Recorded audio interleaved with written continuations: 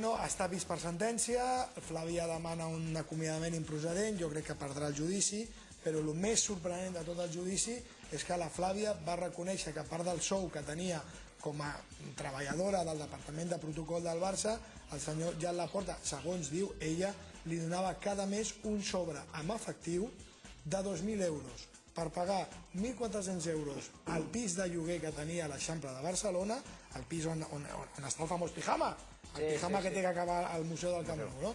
Però ell li pagava del seu sou, no el sou del Barça.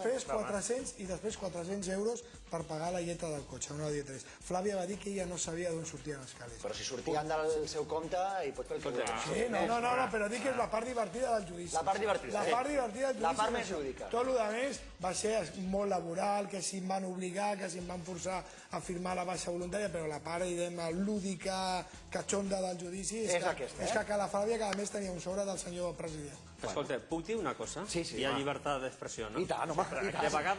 De vegades se'ns omple la boca parlant de la llibertat d'expressió i resulta que del que està publicant el Triangle res, no hi ha ressò de res. No, nosaltres sí, però no hi ha ressò de res en molts mitjans. Vull dir, visca la llibertat d'expressió. Maquilla la Com, el Joan Batllori i el Sergi... Sí, però no en lo general, m'entens? Esteu d'acord? Sí.